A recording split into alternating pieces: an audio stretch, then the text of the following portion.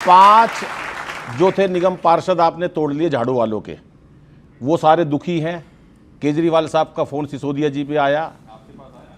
मेरे पास तो मोदी जी से कम नहीं आता। तो मेरे पास टेलीफोन आया नहीं आया, लेकिन उनके पास आया, भैया क्या हो रहा है ये पता तो करो, ऐसे क्यों तोड़ रहे हैं। सिसोदिया जी पैरोडी सुना रहे हैं केजरीवाल साहब को, बच्चों आनंद लेना जरा मस्ती के साथ। कि किस किस को समझाएं, यहाँ रोज कोई भग जाए। किस किस को समझाएं, यहाँ रोज कोई भग जाए। हमको तो ये लगता है अन्ना की हाय सताए। किस किस को समझाएं, किस किस को समझाएं। ओ हो अंतरा सुनो, एक ज्ञान दे रहे हैं वो सारी राजनीति को। ये बिजली पानी फ्री में दे दो, कभी मत बांटो फ्री में दारू।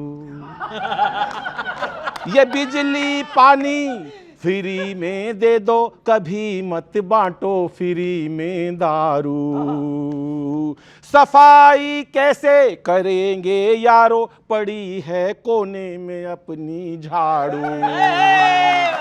सफाई कैसे करेंगे यारो, पड़ी है कोने में अपनी झाड़ू। हो अलाप छोटा है क्योंकि सीटें कम है उनकी। हो बड़ी पार्टी में बड़ा अलाप लेता हूं मैं सर। जाने कौन घड़ी में हमने ये ठेके खुलवाए। किस किस को समझाएं, यहाँ रोज कोई भग जाए। हमको तो ये लगता है अन्ना की हाय सताए। किस किस को समझाएं। हो अलाप सही है जी। हो अगला सुनो। कहीं बीजेपी में ना मिल जाएं ये झाड़ू वाले हमारे सारे, पड़े रह जाएं अकेले यारो, कहीं हम दोनों यहीं बेचारे। दो ही लोग बंद हैं। कहीं पड़े रह जाएं अकेले यारो, कहीं हम दोनों यहीं बेचारे। हो फूल कमल का मुस्काए और पंजा हमें चिढ़ाए। किस किस को समझाएं, यहाँ ना। आखिरी सुनिए, अब ये ज्ञान मैं अपनी तरफ से देता हूं। शुरू में जब केजरीवाल साहब आए थे सबको बेईमान और चोर बताते थे। अब सुनिएगा सर। बुरा कहते थे सदा औरों को, कभी अपना भी गिरे बाँ खोलो। बुरा कहते थे सभी को यारो, कभी अपना भी गिरे बाँ खोलो। करम का लेखा सभी ने देखा, किसी को यारो गलत मत बोलो। ओ खुद उसमें घिर जाएं जो औरों पर दोष लगाएं। किस किस को समझाएं, यहाँ रोज कोई भग जाए। ऐसा लगता है हमको अन्ना की लग गई हाय। किस किस को समझाएं। ओ अभी योगी जी ने एक बात कही, वो मेरा संदेश है, वो भी सुनिएगा साहब। कि जातियों में अगर हम जो बट जाएंगे, जातियों में अगर हम जो बट जाएंगे, बादलों की तरह हम जो छट जाएंगे।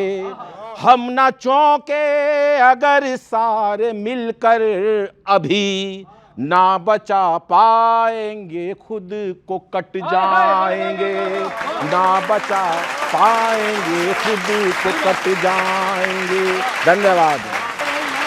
नहीं, मुश्किल में भाजपा नहीं है, मुश्किल में है राहुल गांधी, और वो अपने सलाहकारों की वजह से मुश्किल में हैं। अच्छा, हाँ, किसी ने पीछे पूछा, अभी वो बस में चले गए थे, वीडियो बनाया उन्होंने, ड्राइवरों कंडक्टरों से बात की, बस में चले गए थे।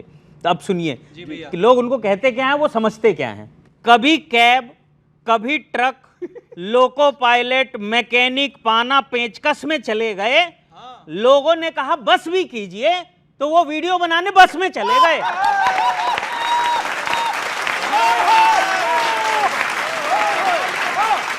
ये भाजपा का सिस्टम है, निकलने का रास्ता ढूंढते रह जाएंगे। समझ लें तो ठीक, वरना जीतने के चक्कर में घूमते रह जाएंगे। और अभी जातिगत जनगणना के लिए राहुल गांधी ने एक नारा दिया है, गिनती करो। इस नारे को ध्यान में रखना और पंक्ति सुनना। राहुल जी ने कहा गिनती करो, हमें फिर से कांग्रेस का दौर चाहिए। तो स्टाफ ने कहा सर कर ली गिनती, पीएम बनने के लिए 225 सीटें और चाहिए।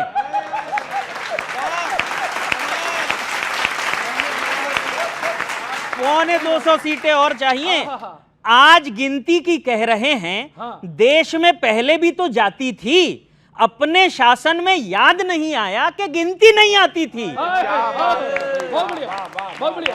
गिनती नहीं आती थी। अब जो आबादी और हिस्सेदारी का बीड़ा उठाया है, यह भी बता दीजिए आपने 60 साल में कितने पिछड़ों को प्रधानमंत्री बनाया है। बहुत बहुत धन्यवाद। ये जो लोग पहुंचे हुए हैं पदों पे, उनकी जाति देख के क्या साबित कर रहे हैं? आप ही का तो राज था। नहीं, पूरा मसला ही एक्चुअली अलग तरीके से समझा जा रहा है। अभी बात हुई कि योगी आदित्यनाथ जी ने कहा जो बटेंगे कटेंगे वगैरह वगैरह, उनका क्या मकसद है सब जानते हैं। लेकिन योगी आदित्यनाथ ने चुनाव में पिछली बार बड़े दम से कहा था कि मैं क्षत्रिय हूँ, मुझे गर्व है। इस देश में जाति राहुल गांधी ने नहीं बनाई। जाति के आधार पर लोगों को छूने से इनकार करना, ऐसा समय रहा इस देश में जब इस देश में दलित आगे हंडिया लटकाकर और पीछे झाड़ू लटकाकर चलते थे कि आगे जाए तो जमीन साफ हो जाए। पर ये गिनती वाली बात आप पहले तो नहीं मानते थे? इसलिए कि आज ये समय आ गया कि इतने समय के आरक्षण के बाद अगर वो भर्ती पूरी नहीं हो रही है, अगर रिजर्वेशन जो अब तक लागू था वो अपने प्रभावकारी ढंग से लागू नहीं हो पा रहा है, तो एक बार इस देश का एक्सरे करना जरूरी है। 2018 में संसद में खड़े होकर राजनाथ सिंह ने खुद कहा था कि अगली जो जनगणना होगी उसमें जाति जनगणना होगी, ये कहा गया था। तो क्यों नहीं करा रहे? किशोर जी, मैं जाति जनगणना पर कुछ 2-4 पंक्तियां लिख के लाया हूँ। फिर उसके बाद में एक कहावत है कि छाछ तो बोले छलनी भी बोले जिसमें 72 छेद। किशोर जी, सबसे पहले तो मैं श्रीमान राहुल गांधी जी के ऊपर 2 पंक्तियां सुनाना चाहूँगा। वो दिन को रात क्या बतलाएंगे, वो दिन को रात क्या बतलाएंगे, वो सच्ची बात क्या बतलाएंगे, जब उनसे पूछा जाएगा तो वो अपनी जात क्या बतलाएंगे। तो श्रीमान राहुल गांधी जी खुद ही अपनी जात नहीं जानते हो, जातिगत जनगणना की बात करते हैं। और किशोर जी, जाति तो इसलिए जातिगत जनगणना नहीं होनी चाहिए? निश्चित रूप से माननीय गृह मंत्री जी ने भी कहा कि हम करवाएंगे, निश्चित रूप से होनी चाहिए और हम लोग समर्थक हैं। लेकिन मैं कहता हूं कि जनगणना तो शुरू हो रही है, उसमें तो है नहीं कॉलम। क्यों नहीं रही है भाई? पार्टी, माननीय गृह मंत्री जी ने स्पष्ट रूप से बोला है, किसी भी भाजपा के नेता ने मना नहीं किया है और कोई हमारा अधिकृत बयान नहीं है, माननीय गृह मंत्री जी ने कहा है। अब ये बताइए, जातिगत जनगणना के ऊपर हम लोग बात कर रहे हैं, इनको आखिरकार ओबीसी, एससी और एसटी समाज की अब याद कैसे आई? 1952-53 के अंदर काका कालेलकर की रिपोर्ट आई, उसमें ओबीसी समाज को आरक्षण देने की बात की गई, तो उन्होंने कहा कि सेकंड क्लास लोग हैं, इनको हम आरक्षण नहीं दे सकते। 1980 में इनकी दादी माँ, राहुल जी की दादी माँ प्रधानमंत्री थी, मंडल आयोग की रिपोर्ट आई तो वो उस पर कुंडली मारकर बैठी रही। 1984 में उनके पिताजी राजीव गांधी जी प्रधानमंत्री थे, वो भी कुंडली मारकर बैठे रहे। 1989-90 में जब मंडल आयोग की रिपोर्ट लागू हुई तो 6 दिसंबर 1990 में लोकसभा में सबसे बड़ा भाषण उनका इतिहास में है। वो केवल आरक्षण के विरुद्ध में कहा कि उन्होंने जातियों को जातियों से लड़ाने का काम किया जा रहा है। सारे जज्बात दिल के जो हैं बताकर चले गए, अपनी असलियत को यूं कुछ दिखाकर चले गए। आप हेमंत जी के लौटने की खुशी ही मनाते रहे, तब तक चंपई चपत लगाकर चले गए। Thank you.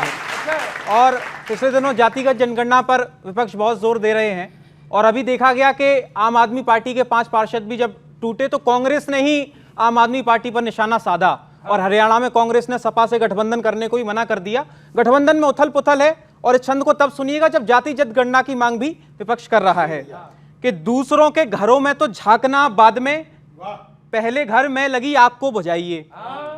मेंढक तराजू पर तोलने चले हैं आप, मेंढक तराजू पर तोलने चले हैं आप, सफलता मिले कैसे हमको बताइए।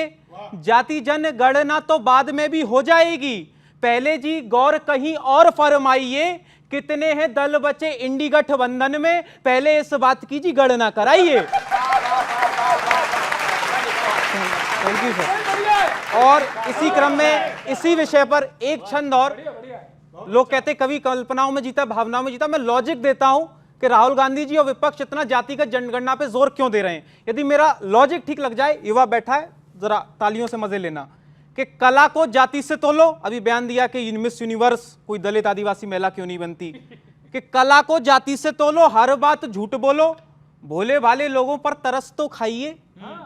चुनावी दाव नहीं कारगर साबित हुए तो अब एक नया फॉर्मूला अपनाइए, जो प्राप्त हो वही पर्याप्त होता आपके लिए। इस बात को अब थोड़ा मान जाइए, मतगणना में तो सफलता मिलेगी नहीं, जनगणना से ही या मन बहलाइए। Thank you sir, thank you sir. ये जो बाहर से आते हैं, आपको टिकट मिलेगा इस बार? आप लड़ रहे हो चुनाव? किशोर जी, मैं भारतीय जनता पार्टी का एक सच्चा सिपाही हूँ और सच्चे सिपाही के जैसे भाई तो को तो नहीं मिलता। सच्चे से पार्टी में डिफरेंस क्या है? भारतीय जनता पार्टी का जो कार्यकर्ता है वो शीर्ष पद तक पहुंचता है, चाहे माननीय प्रधानमंत्री को देख लीजिए, गृह मंत्री जी को देख लीजिए, रक्षा मंत्री को देख लीजिए, एक आम जनता से निकले हुए, आम परिवार से, गरीब परिवार से निकले हुए लोग हैं। तो भारतीय जनता पार्टी एक कैडर बेस्ड पार्टी है और ये डॉक्टर श्यामा प्रसाद मुखर्जी, कैडर में बाहर से कहाँ से आ जाते हैं फिर? देखिए, भारतीय जनता पार्टी एक समुद्र है, एक बड़ी विचारधारा है। इस विचारधारा से अगर कोई जुड़ता है तो अच्छी बात है। इसी पे हमारे कार्यकर्ताओं के बारे में कि भारतीय जनता पार्टी का कार्यकर्ता किस तरह से आगे बढ़ता है और किस तरह से एक विचारधारा के साथ आगे बढ़ता है, उस पर 2 पंक्तियां मैं लिख के लाया हूँ कि हाँ, भाजपा कैडर बेस्ड पार्टी है, कोई प्राइवेट लिमिटेड कंपनी नहीं है। जिस तरह से एक परिवार की ही पार्टी बन गई है वही सब कुछ बन जाता है, जैसे कांग्रेस पार्टी हो या आरजेडी हो, डीएमके हो, सपा, ये सारी जितनी भी इंडी गठबंधन की मोस्टली पार्टियां ऐसी हैं। तो भारतीय जनता पार्टी का कार्यकर्ता का बता रहा हूं कि कार्यकर्ता क्या सोचता है और किस तरह से आगे बढ़ता है। कभी आग है, 1952 से लेके अभी तक की मैं बात कर रहा हूं कि भाजपा का कार्यकर्ता किस तरह से कैडर के साथ, विचारधारा के साथ डटा रहता है। कभी आग है तो कभी जलजले हैं, ये तो जिंदगी के रहे सिलसिले हैं। कोई खार तुमको न चुभ जाए देखो, ये जो चांदी की चम्मच लेकर के पैदा होता है, खार होता है कांटा। कोई खार तुमको न चुभ जाए देखो, हमारा है क्या, बंजरों में पले हैं। कभी आग है तो कभी जलजले हैं, ये जिंदगी के रहे सिलसिले हैं। कोई खार तुमको न चुभ जाए देखो, हमारा है क्या, बंजरों में पले हैं। किसी का नहीं है हमें खौफ, हम तो अकेले ही हर रास्ते पर चले हैं। बहुत अच्छा, क्या बात है। तो भारतीय जनता पार्टी एक कैडर बेस्ड पार्टी है, कोई आए स्वागत है, उनका विचारधारा से जुड़ता है। लेकिन भाजपा का कैडर, भाजपा का एक एक कार्यकर्ता समर्पित होकर के 1952 से लेकर के अभी तक लगातार विचारधारा के साथ जुड़ा हुआ है।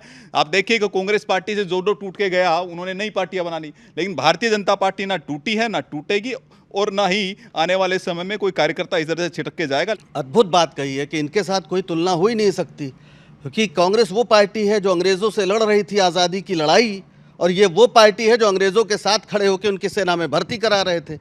और मेरी बात मत मानिए, आप लोग भी मत मानिए, दिनकर को मैं कोट करता हूँ। इन्होंने कविता पढ़ी तो मैं भी 4 लाइनें पढ़ देता हूँ। रामधारी सिंह दिनकर, जब महात्मा गांधी की हत्या हुई और गोडसे आरएसएस का एक कार्यकर्ता था, तो क्या लिखा उन्होंने, समर शेष है अभी मनुज भक्षी हुंकार रहे हैं, समर शेष है अभी मनुज बख्शी हुंकार रहे हैं, गांधी कापी रुधिर जवाहर पर फुमकार रहे हैं, समर शेष है अहंकार इनका हरना बाकी है, वृक को दंतहीन अहि को निर्विष करना बाकी है, समर शेष है शपथ धर्म की लाना है वो काल, विचरे अभय देश में गांधी और जवाहरलाल, तिमिर पुत्र ये दस्यु कहीं कोई दुष्कांड रचे ना, ध्यान दीजिएगा, तिमिर पुत्र ये दस्यु, डाकुओं के बेटे, तिमिर पुत्र ये दस्यु कहीं कोई दुष्कांड रचे ना, सावधान हो खड़ी देश भर में गांधी की सेना, बलि देकर भी बलि, बलि देकर भी बलि स्नेह का एक मृदु व्रत साधो रे, मंदिर और मस्जिद दोनों पर एक तार बांधो रे। समर शेष है नहीं पाप का भागी केवल व्याध, जो तटस्थ हैं समय लिखेगा उनका भी अपराध। ये है इनकी पार्टी के बारे में राष्ट्रकवि दिनकर की घोषणा। इनके प्रति तब भी सावधान किया था और अब भी सावधान कर रहे हैं।